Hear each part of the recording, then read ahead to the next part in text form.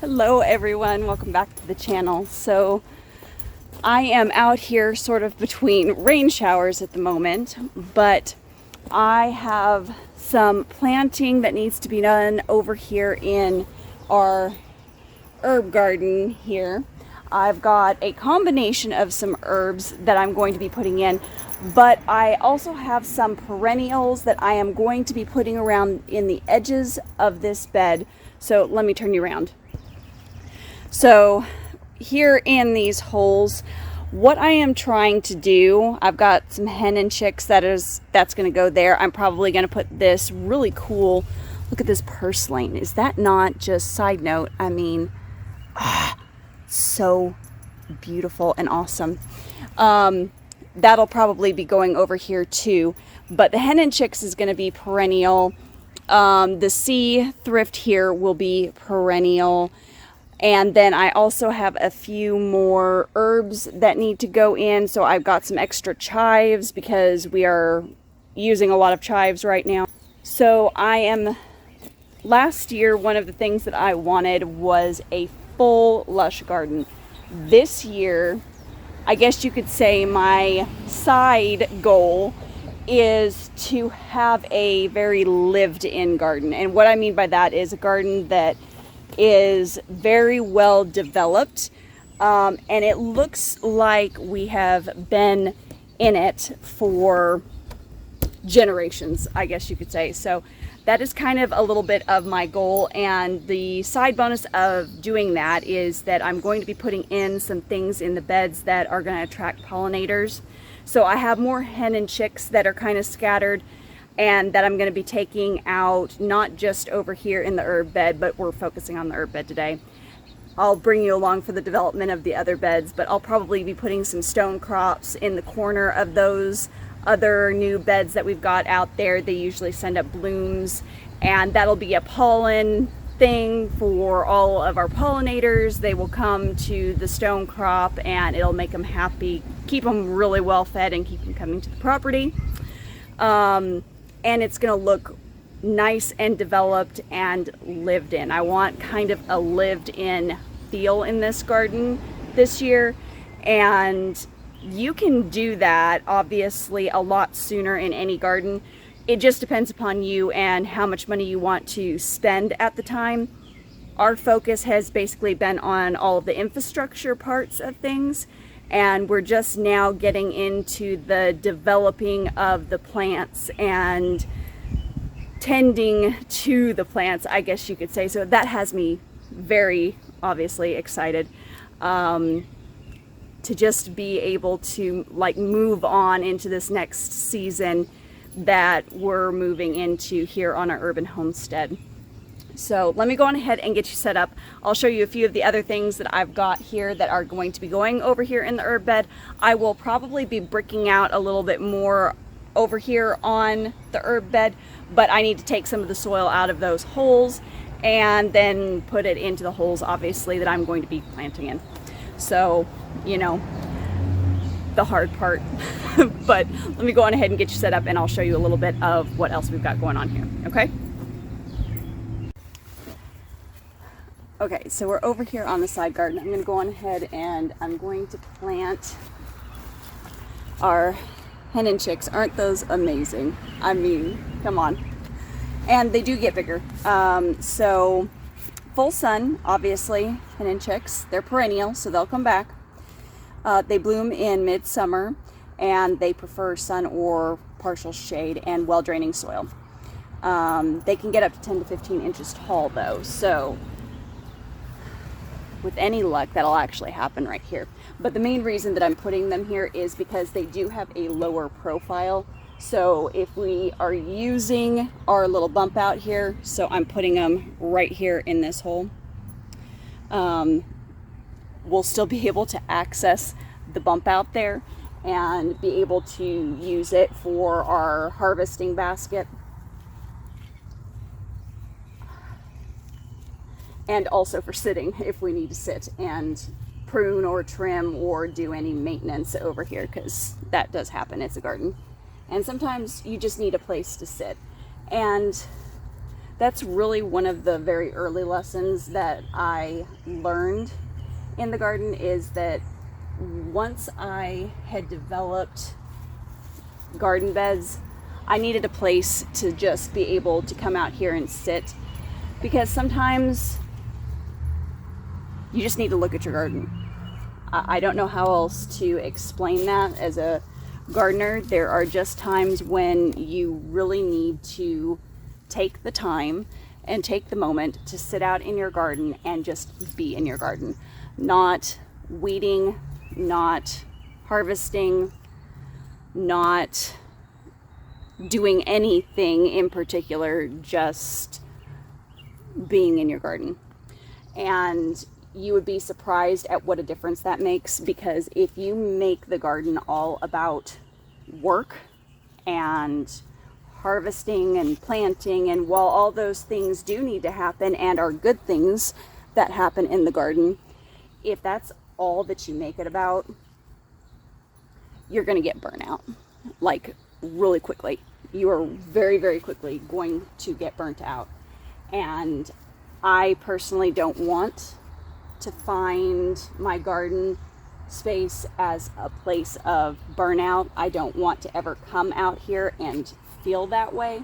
Sure, there are times like in August when it's really, really hot and I'm really, really tired and overwhelmed with tomatoes, that I have moments where I just go, please stop, give me just 24 hours. I have those moments, everybody does.